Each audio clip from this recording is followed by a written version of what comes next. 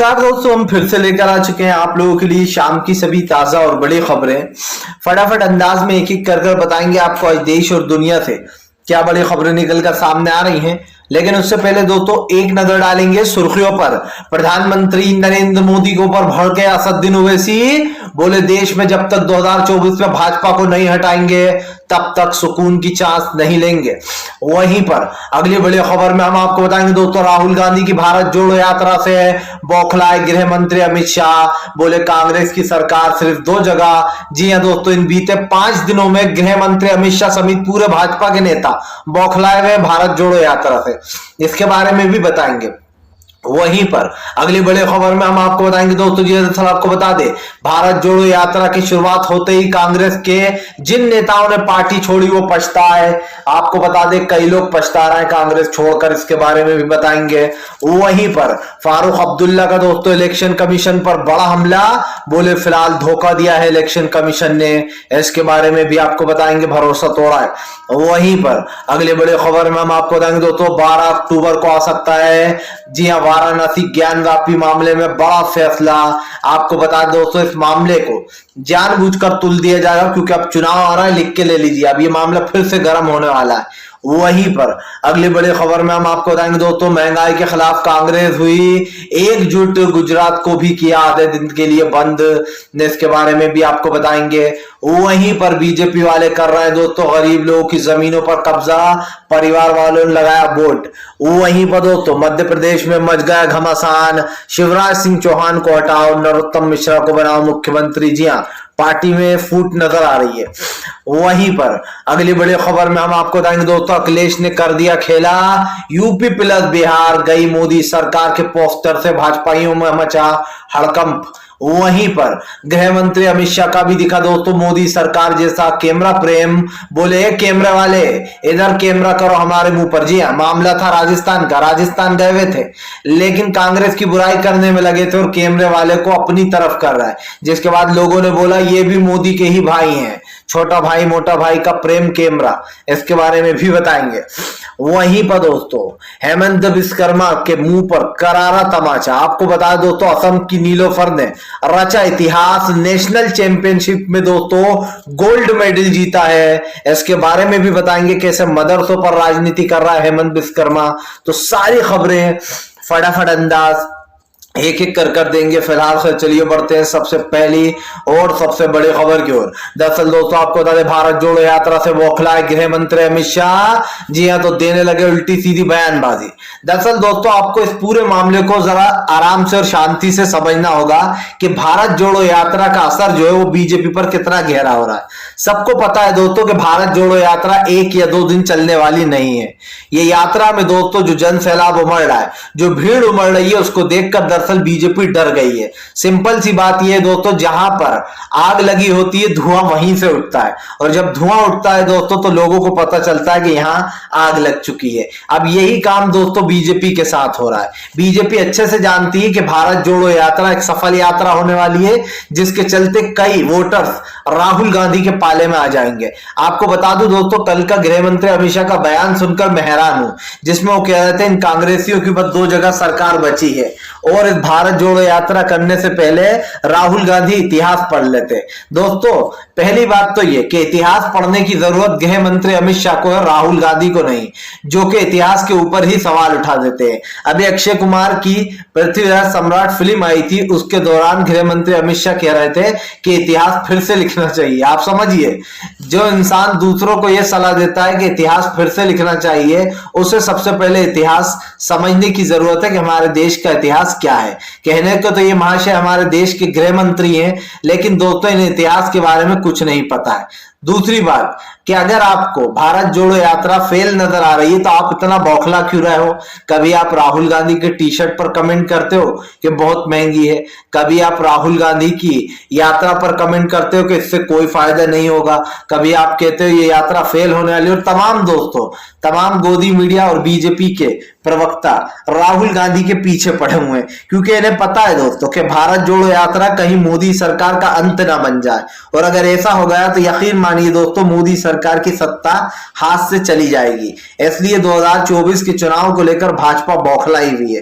भाजपा की बौखलाहट साफ दिखाई दे रही है और इसका सबसे बड़ा रीजन ये है दोस्तों कि इस वक्त बीजेपी को कुछ सूझ नहीं रहा है कि हम क्या करें। आपको पता ही होगा कि भारत जोड़ो यात्रा में जिस तरीके जन सैलाब उमड़ रहा है, भीड़ उमड़ रही है, उसको देखकर भारतीय जनता पार्टी पूरी तरीके से बौखला गई है। चलिए बढ़ते हैं एक और अगली बिग ब्रेकिंग की तरफ। बता दोस्तों अगली जो बड़ी खबर निकल कर आ रही है, असदुद्दीन ओवैसी का भाजपा के ऊपर बड़ा हमला। बोले 2024 में बीजेपी को हराएंगे, हमें ऐसा मजबूत पीएम नहीं बल्कि कमजोर पीएम चाहिए। यानी कि दोस्तों असदुद्दीन ओवैसी ने मोदी सरकार पर तंज कर दिया है। दरअसल बीजेपी वाले एक बात हमेशा कहते रहते हैं कि मोदी सरकार जब से आए हैं तब से राम राज्य लौट आया है, लेकिन दोस्तों हमारे हिंदू भाई ही सुरक्षित नहीं है। आप समझिए, इस सरकार में लगातार दलित और पिछड़ी जातियों के साथ क्या हो रहा है ये सभी देख रहा है, जिसको लेकर ओवैसी ने भाजपा पर हमला बोल दिया। खास करके नरेंद्र मोदी को घेरते हुए कहा कि इस देश को एक मजबूत प्रधानमंत्री नहीं बल्कि कमजोर प्रधानमंत्री चाहिए जो देश को संभाल ले। यानी कि एक तरीके से ओवैसी ने तंज कर दिया मोदी सरकार पर, क्योंकि भाजपा जो है वो पीएम नरेंद्र मोदी को एक मजबूत पीएम बताती है, लेकिन उन्होंने साफ साफ कह दिया कि मजबूत पीएम नहीं चाहिए देश को। देखिए दोस्तों सबसे बड़ा रीजन ये है कि आज देश में सबसे बड़ी समस्या महंगाई और बेरोजगारी है। इन दोनों मुद्दों पर सरकार पूरी तरीके से फेल हो चुकी है। महंगाई और बेरोजगारी के मुद्दे से दोस्तों सरकार भटकती चली जा रही है। सबसे पहली बात यह है कि देश की इकोनॉमी गिरती चली जा रही है, और अगर ऐसा ही चलता रहा दोस्तों तो आप समझिए ना ही बैंक सुरक्षित रहेंगे ना देश सुरक्षित रहेगा। जब लोगों के पास खाने को खाना नहीं होगा, पीने को पानी नहीं होगा, तो वो किस रास्ते पर निकलेंगे ये आप बखूब जानते हैं, मुझे मुंह से बताने की जरूरत नहीं है। सिंपल सी बात यह है कि गृह मंत्री अमित शाह हो या नरेंद्र मोदी हो, इन दोनों की बयानबाजी दोस्तों हमेशा मंदिर मस्जिद हिंदू मुसलमान या कांग्रेस पर ही होती है। कभी इन महाशय ने महंगाई पर बात करने की जरूरत नहीं समझी। आप समझिए ये वही देश के प्रधानमंत्री हैं, जब ये गुजरात के सीएम हुआ करते थे तब ये मनमोहन सिंह साहब पर बार बार हमला बोला करते थे और कहते थे कि महंगाई लोगों को आतंकवाद की तरह मार रही है। लेकिन इन्होंने सत्ता में आने के बाद जनता से कई वादे किए, मैं महंगाई कम कर दूंगा, मैं बेरोजगारी हटा दूंगा, मैं देश को सोने की चिड़िया बना दूंगा, पेट्रोल डीजल के दाम कम होंगे, लोग कहेंगे कि मोदी के नसीब से हमारा नसीब बना है, मोदी जी आने वाले हैं, अच्छे दिन लाने वाले हैं। और भी कई तरीके की तमाम जितनी योजनाएं शुरू की गई उनके काले चिट्ठे बाद में सामने आने लगे। जैसे किसान सम्मान निधि योजना, उसमें जमकर घोटाला हुआ। महिलाओं के लिए गैस चूल्हे की जो योजना चालू की गई थी उज्ज्वला योजना, उसमें जमकर महिलाओं को भारी पड़ा जो है गैस का चूल्हा लेना, क्योंकि टंकी तो इतनी महंगी हो गई 1200 के पार, तो टंकी कौन लाएगा दोस्तों एलपीजी। आप समझिए गरीब के पास तो इतना पैसा ही नहीं कि वो एलपीजी ले ले।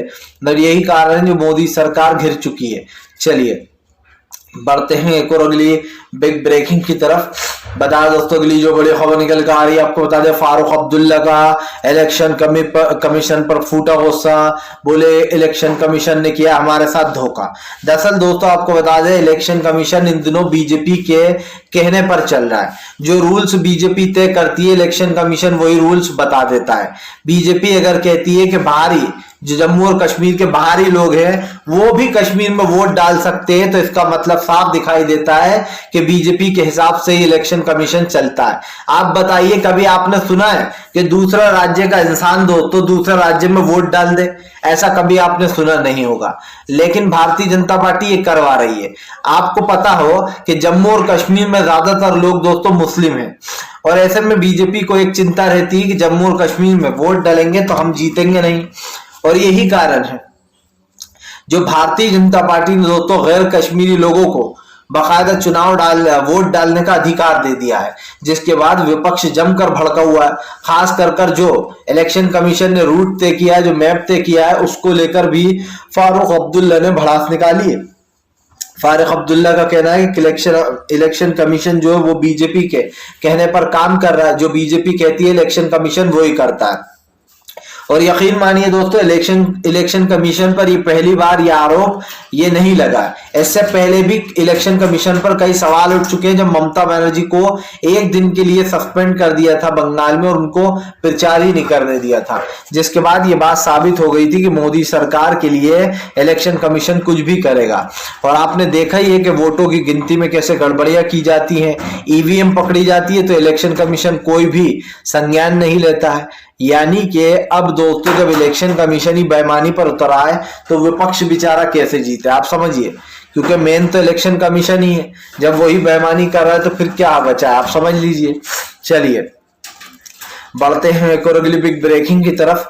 बता दोस्तों अगली जो बड़ी खबर निकल कर आ रही है, आपको बता दोस्तों भारतीय जनता पार्टी के ऊपर जमकर गरजे अखिलेश यादव, बोले फिलहाल वो पोस्टर नहीं बल्कि बीजेपी का अंत तय हो गया। आपको बता दोस्तों बिहार में कल पोस्टर लगाए गए बड़े बड़े, जी हाँ, यूपी प्लस बिहार गई मोदी सरकार, इस टाइप के बड़े बड़े पोस्टर लगाए गए जिसमें अखिलेश यादव और बिहार के सीएम नीतीश कुमार हैं। आपको बता दें उसके बाद ये राजनीति तेज हो गई। और दोस्तों जब से नीतीश कुमार और वहां पर अखिलेश यादव के पोस्टर लगाए गए तब से बीजेपी बौखला रही है, और बीजेपी की बौखलाहट जो दोस्तों साफ दिखाई दे रही है। ये आप भी जानते हैं दोस्तों कि इस वक्त की राजनीति उत्तर प्रदेश की क्या हो गई है। दरअसल अखिलेश यादव का लोकसभा का प्लान ऑन हो चुका है। अखिलेश अच्छे से जानते हैं कि बिहार जैसा ही खेल उत्तर प्रदेश में भी करना होगा। सबसे बड़ी बात यह दोस्तों कि लोकसभा चुनाव इस देश के लिए 2024 के बहुत महत्वपूर्ण है, क्योंकि ये आप भी जानते हैं कि 10 साल से सत्ता में बीजेपी है और बीजेपी दोस्तों पूरी कोशिश कर रही है कि उसका जो रामराज्य बनाकर बैठी है, वो जो ये लोग रामराज कहते हैं लेकिन विपक्ष इसको रामाराज कहता है, ये कभी डहे ना। सबसे बड़ी बात यह है दोस्तों कि गृह मंत्री अमित शाह को लगता है कि इनकी सरकार हमेशा रहेगी और ये कहीं नहीं जाने वाले। आप समझिए गृह मंत्री अमित शाह ने तो ये तक भविष्यवाणी कर दी कि पिछले 50 साल तक तो कहीं नहीं जाएगी भाजपा की सरकार। यानी कि दोस्तों गृह मंत्री अमित शाह को ये यकीन है कि वो 50 साल तक जीने वाले हैं। इंसान की जिंदगी का दोस्तों 2 मिनट का भरोसा नहीं रहता, लेकिन भाजपा वालों को ये भी पता है कि ये 50 साल तक रहने वाले हैं। सबसे बड़ी बात तो ये है दोस्तों कि बीजेपी शायद ये भूल रही है, इस देश में राजा रजवाड़ा नहीं टिके तो बीजेपी तो फिर भी दोस्तों एक छोटी मोटी पार्टी है। छोटी मोटी पार्टी इसलिए बोल रहा हूं क्योंकि दोस्तों कांग्रेस इस देश की सबसे बड़ी पार्टी थी और उसने 70 साल तक राजनीति पर राज किया, लेकिन अब वो विपक्ष में आ गई है तो बीजेपी हमलावर हो गई कि इनकी तो 2 एक जगह सरकार है बस। लेकिन बीजेपी शायद भूल गई है कि इनको पूरी तरीके से कांग्रेस ने मिटा दिया था, इनकी कई सरकार बची नहीं थी, बस गुजरात और एक आध राज्य के अलावा।